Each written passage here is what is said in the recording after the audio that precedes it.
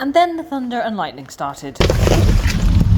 But let me catch you up. You can imagine my horror when 12 hours before my flight to Canada, I discovered my pond was leaking. When does the sun set?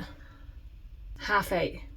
I've got 2 hours. 2 hours! So I cycled out to my local B&Q just minutes before it was closing to get a new pond liner. But honestly, that wasn't the tricky part. I could not catch these fish. These ones are the hardest because I can't see them in the pond. Before I could even get started, I had to rebuild one of the sides. And this was where I discovered the leak. I used this bit of cardboard just so I could backfill with some mud. And just when I thought it couldn't get any worse, it started to rain. It took me too long to come up with the solution for this. It's actually embarrassing. I'm already an hour in at this point, and that's when the thunder and lightning started. And you know where you don't want to be when the thunder and lightning starts? In a body of water. I did not have enough buckets to save all of this water. And so I just stuck this pond liner in and then removed all of the excess from the outside, making sure to weight it down so it doesn't all fall back in. I don't want to go back out there. And I know what you're thinking, there's no way this situation is going to be improved with a vacuum. Little umbrella for you too. But you're wrong. This is one that can suck up water. Back in you go. It's 8 o'clock.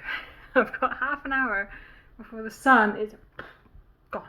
And this is where I've got to. The new liner is at least in. I've now got to fill it back up with all of the water before adding the fish. The pond doesn't really have enough water, so I'm having to add quite a lot of regular water in. This will need to be treated before the fish can go in. So I'm adding in some Aquasafe, which dechlorinates the water, and also some Medifin, which helps stop the fish getting diseases. Oh, look at my fingers.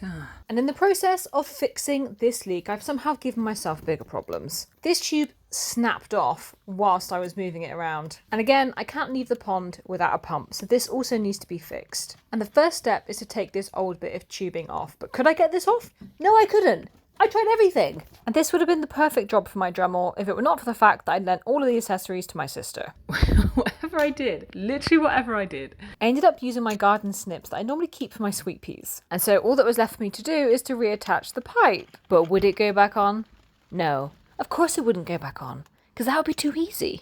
So I was left with the sound of the mallet and my tears. So at this point, I'm on borrowed time. Oh, it's never going to come off. I'd waited a while for the water temperature to equalise before putting the fish in, but I don't think he was a fan. They can tell. They can tell that it's different. Try to use as much of the original water as possible. 8:45.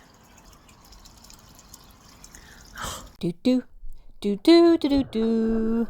Do-do. Got you. All of the fish were back in. All of the ducks were back in. The pump was back in. But when did I finish? You might be asking yourself. Okay, I think I've done it.